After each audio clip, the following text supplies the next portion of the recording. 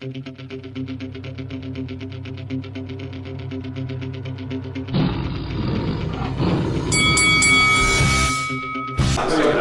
Michael Buffer here, and you are watching Lights Out.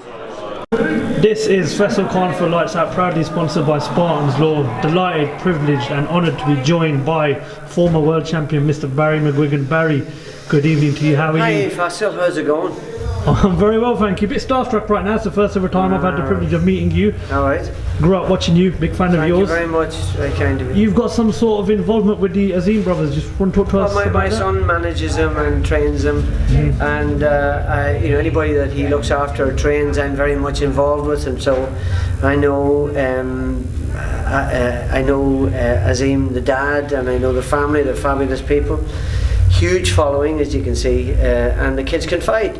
Hassan just had his fight, knocked a guy out in the first round. He's an explosive puncher. You know, won 9 national titles, a couple of European gold medals. So he's a seriously talented as a juvenile. But you know that's enough to know that he's a very talented boy.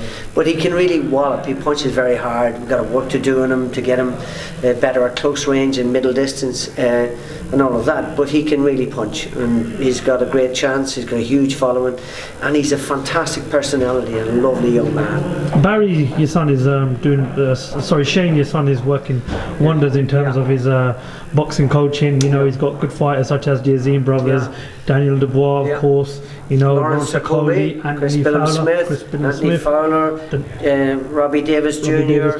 And you know, we're thrilled with the boys because the Azim boys are young and they're just at the beginning of their careers, and they have a lot to learn, and they're such lovely kids. Are really wholesome, lovely family people like we like, and they enjoy the atmosphere of the gym. We have a very serious atmosphere in the gym, great fun, but it's a very hard working atmosphere. They know that we're very serious about what we do, and the boys have got a bright future.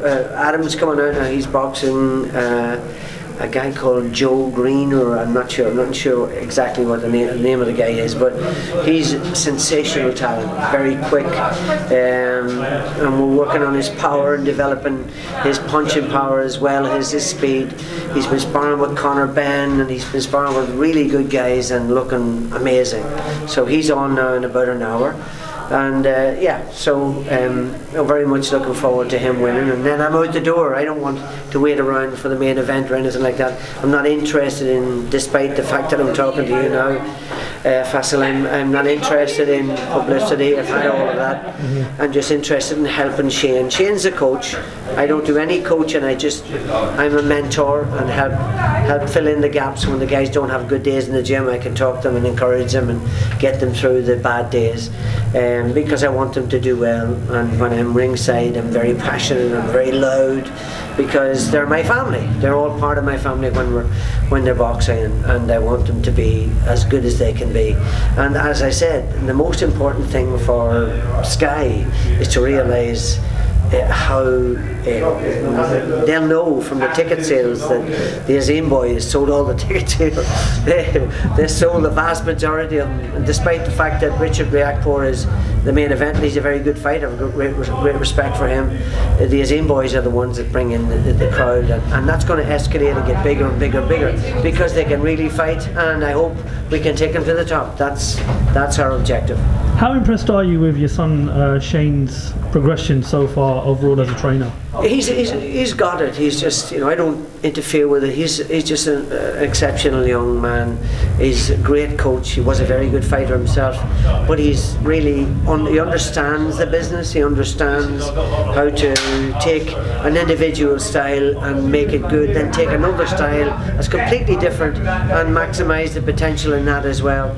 So he's got the ability to work with any different type of fighter and maximise the potential. And ultimately, that's That's what it's all about. You want to get guys to as far up the ladder as they can go. Ultimately, world title fight, but if not, European title fight, and if not again, then maybe further down, like British title fight or Commonwealth title fight. But we want all our guys to be champions and to go as far as they can go, so that they can know that when it's all over and done with, that they actually got the very best out of themselves. And we're very good at that. And Shane is ably assisted by Josh Pritchard, who's a fantastic young coach as well, a great assistant to Shane. We all work very hard. It's a very serious atmosphere, as I mentioned earlier, in the gym, but we get results, and that's what we're going to hope to continue to do. I've got to get your thoughts on a couple of opinions, a couple of matters in boxing. Don't make it too long. I won't do. I'm just going to ask you two questions and get your thoughts. WBC, the ongoing arbitration case with Dillian Whyte, they've said that they will not make the fight between Dillian and Tyson Fury yet, due to an ongoing arbitration case against Dillian. Your thoughts on that? I have no idea what the arbitration, I know what arbitration means, but I don't understand it, so I don't want to talk about something I'm not informed about. But it's a great fight, and we hope it can happen, because Tyson's a boxer, Dillian's an out-and-out aggressive attacking fighter, and it'll be a great fight. Final question, what's your thoughts on Canelo making that move all the way up to cruiserweight? It's very exciting. Going from, he's already won the light heavyweight title against Kovalov. So I would have preferred him to have fought Artur Betabayev, but that would have been a great fight. But now he's jumped up, in fact, to the cruiserweight title to fight Ilungu Makabu, which is another great fight. I still fancy Canelo. I think Canelo will grind him down, stop him midway through the fight. I think he'll stop him in about 6-7 rounds. And I just think he's got that compact style where he's hard to hit. And he's really good at slipping punches. He's really good on the inside. And I think whilst Makabu might have a bit of success earlier on from his natural size, Canelo will grind him down and stop him midway through the fight. Okay, well, thank you very much for your time, Barry. It's a pleasure finally getting you on Lights Out, and I look forward to speaking to you in the near future. Look forward to it again, mate. Barry Mcguigan, thank you very much for talking to Lights Out.